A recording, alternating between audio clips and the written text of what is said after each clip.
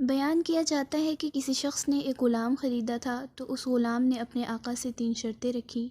پہلی شرط یہ رکھی کہ جب نماز کا وقت آئے تو آپ مجھے نہ روکیں گے۔ دوسری یہ رکھی کہ آپ مجھ سے صرف دن میں خدمت لے سکیں گے مگر رات کو مجھ پر یہ پابندی نہ ہوگی۔ پھر تیسری شرط یہ رکھی کہ میرے رہنے کے لیے کوئی ایسا کمرہ عنایت فرمائیں گے جو میرا پسندیدہ ہو اور دوسرے شخص کو اس میں آنے کی اجازت نہ ہوگی۔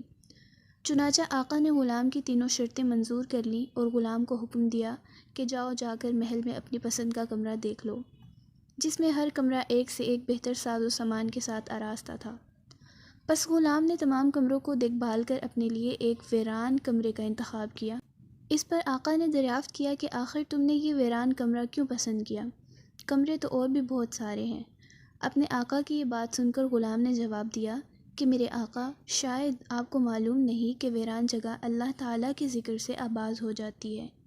اس کے بعد اس غلام نے اسی ویران کمرے میں رات کو رہنا شروع کر دیا اور یہ بات پہلے ہی طے کی تھی کہ رات کو غلام آزاد رہے گا۔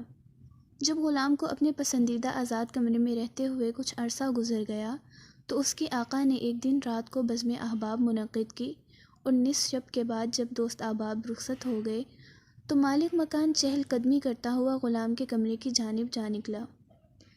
کیا دیکھتا ہے کہ ایک نورانی قندیل نے اوپر سے آ کر کمرے کی خالی چھت کو گھیر رکھا ہے اور غلام سجدے میں پڑا ہوا اپنے رب سے دعا اور مناجات میں مصروف ہے کہ اے میرے پروردگار، دن کو تو نے میرے آقا کی خدمت میرے ذمہ واجب کر دی۔ اگر یہ خدمت میرے ذمہ نہ ہوتی تو میں دن رات تیری عبادت میں مشغول رہتا، لہٰذا تو میرا عذر قبول فرما لے۔ اس کا مالک تعجب کے ساتھ صبح صادق تک اس عجیب منظر کو دیکھتا رہا۔ چنانچہ صبح ہوتے ہی وہ نورانی قندیل آسمان پر چلی گئی اور چھت بند ہو گئی۔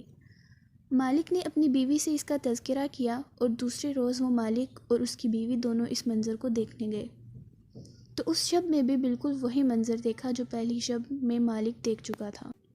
صبح ان دونوں نے غلام کو بلا کر کہا تو اللہ کے واسطے آزاد ہے تاکہ اپنی خواہش کے مطابق رات دن اللہ تعالیٰ کی عبادت میں مشغول رہ سکے، جس سے تو معذرت کرتا رہتا ہے۔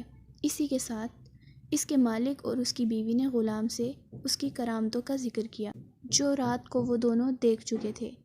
بس اب کیا تھا، جب غلام کو معلوم ہوا کہ ان پر اس کا پردہ فاش ہو چکا ہے تو اس نے اسی وقت دربار الہی میں ہاتھ اٹھا کر دعا کی، اے میرے پروردگار، میں نے تجھ سے دعا کی تھی کہ میرا راز کسی پر نہ کھولیو، مگر اب جب کہ میرا بھید دوسروں پر ظاہر ہو گیا ہے جس کو میں مخفی رکھنا چاہتا تھا، تو مجھ کو اپنے پاس بلا لے۔